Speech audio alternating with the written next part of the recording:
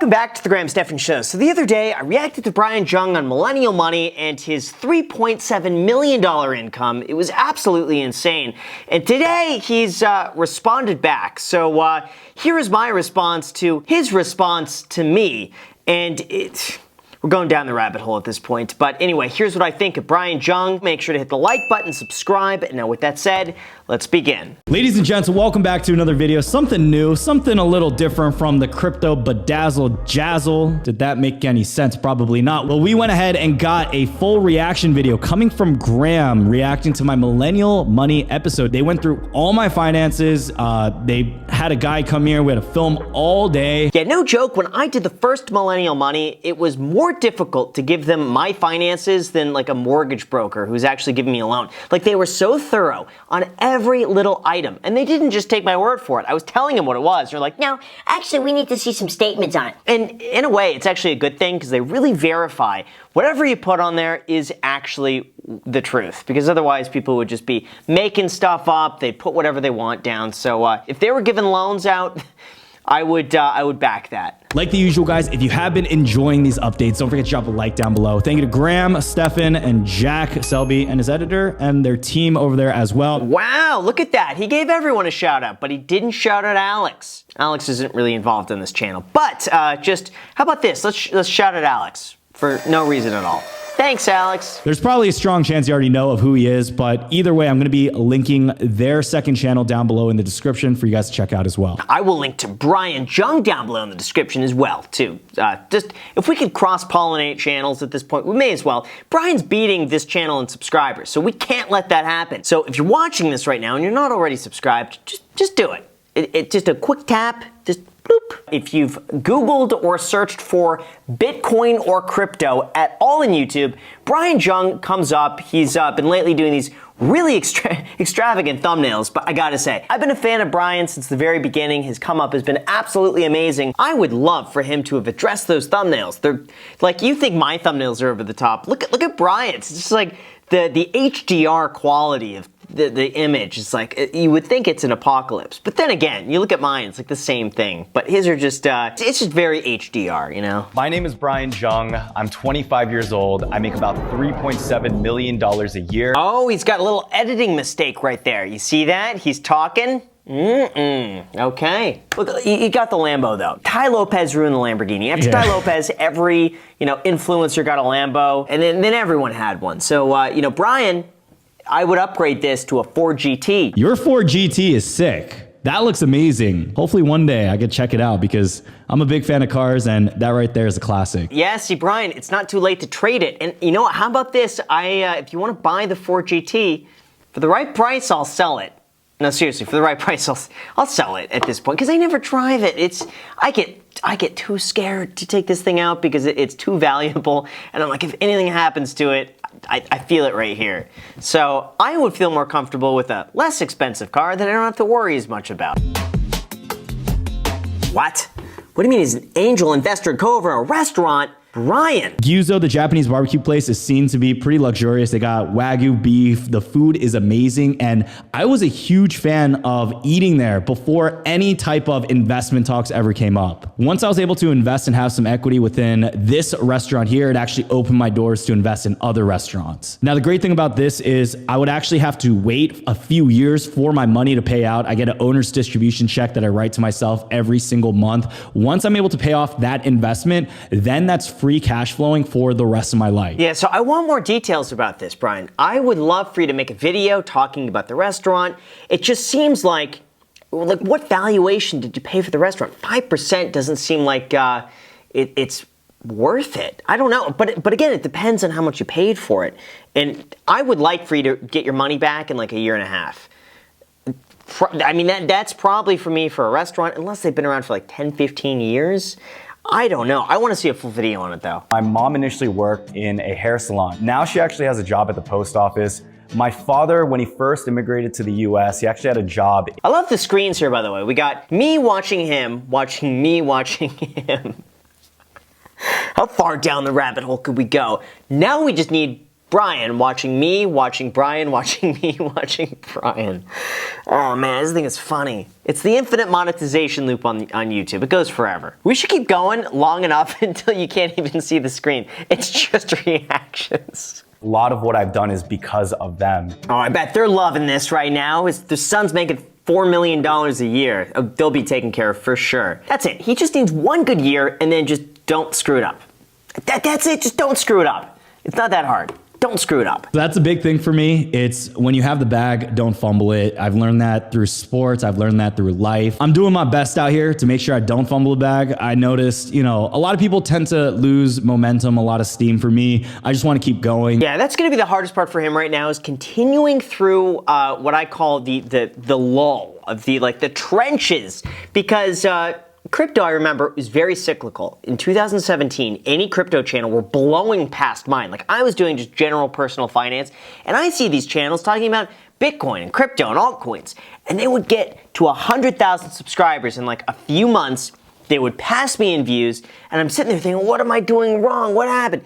And then all of a sudden, the crypto market tanked. 2018, all of those channels have disappeared. Almost no one from back then is still around today.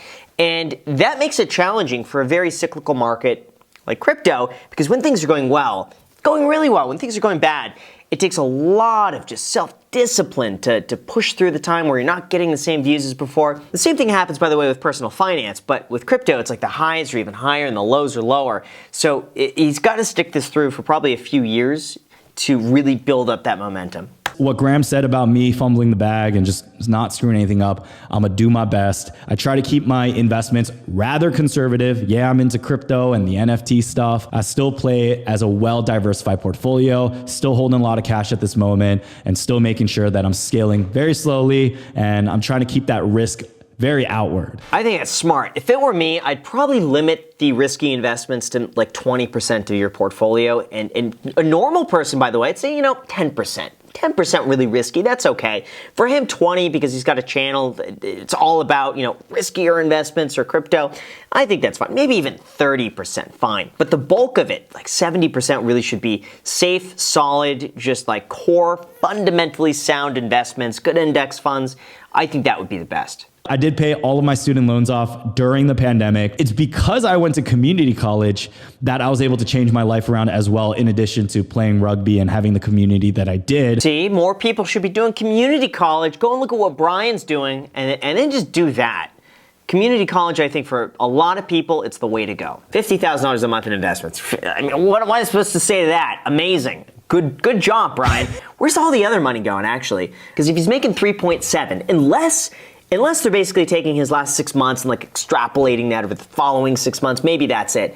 He should be investing more because nothing else is that high. Yeah, so that's a really good question, Graham. They actually did take an average of this year so far in terms of my investment. So there are some months where I put in $300,000-400K into the market. I believe I did that in April. And there are months where I don't buy in at all. Even though right now it says it's $50,000 a month, that's just an average of what we're seeing. Okay, so that's what it sounds like. He's investing $50,000 a month into the markets. The rest of it is taxes and cash. So, okay, I'm okay with it if he's, saving it. I always look at these calculations and I'm like, where's the missing money? It's not all there. Where'd it go? I want to see everything. So that makes sense. It's cash. Right now, with the times that we're living in, I want to be a bit more conservative of the way I invest into this market. My NFT and crypto portfolio is a decent size, so I don't know how much more I want to keep averaging in. I don't know if I'd be more conservative. I'd just be like doubling down. I get with him, it's the YouTube business is so fickle, but at this point for him, I would say it'd be difficult for him to make less than like $100,000 a month, realistically. As long as he doesn't screw this up, it'll probably be at about $100,000 a month. So I would say now is a good time to keep investing as usual. We could all agree Dasani sucks. I'd rather tap water over that stuff. Dasani is trash. Dasani is completely terrible. But when you try Fiji, I think this is an interesting test that anyone can do. If you try Fiji compared to Dasani, you can clearly tell the difference. There's just a different tasting water. Feels like my income went a lot higher when I did change my water. It could be, it could be different. I'm not saying I feel energized more every single day, but I will say, try it out, Graham. There's actually a lot more better water delivery services on the West Coast than there are on the East. Okay, I mean, I try it, but it doesn't mean I'll continue doing that. I don't know. My fish tank, it's the best water. There's a big RODI unit in the garage. Just turn that on. The fish drink better than I do at this point. Earlier this year, I actually had 4 people coming to my apartment every single day, and it was packed. So actually 2 of them were working in the kitchen area, the living room. So I don't know what part of my apartment, other than my bedroom, was not considered to be like an office, because I had people literally working on my couch, working on the dining table, working on the kitchen island, working in the other office. I'm working in here. Some people actually noticed that mini fridge too. The mini fridge in the living room was actually meant for my employees coming in, just because my fridge was getting full with my own food. I was like, look, if you guys need drinks, your cold brew, your coffee, whatever, put it in that fridge. That is your dedicated fridge. I've consolidated my team since, and now I have my own mini fridge. Oh, I love that. See, he doesn't need an office. I love the fact that he could just work from home and have people come to him. I think that's the way to do it. I love that business model because there's no commuting. It's just you wake up and you're at work. Oh, there's nothing better than that. Good for him. I love that. January 2023. Brian, you better have a housewarming party, and we better be invited. The Holsta family. We would show up. I think this would be so cool. Graham, if I have a housewarming party, you bring everyone, especially if you can somehow bring the dog. I love your dog. Your dog is so cute. I'm a huge dog guy. Oh, that's Bailey. Okay, yeah. Bailey's never been on an airplane before, so no promises on Bailey, but guaranteed the rest of us will show up. I've been buying the cars that I've wanted and also treating it as an investment as well. All right. How is the Huracan an investment? Unless he bought it a year ago. The Huracan actually went up a significant amount over the pandemic, and here is where the deal settled in. Because the Huracan was so limited in its supply when everything was locked down, it was around $360,000 during its peak. I was able to get this one here for $290K, $290K. Even right now, if I flip it, because it's a 2021 model with no miles, I believe right now I could get it for $310,000 to $320,000 back if I'm able to find the right buyer. Wow, that's crazy. That's cool. Who's paying $300,000 for a Huracan? Inflation, guys.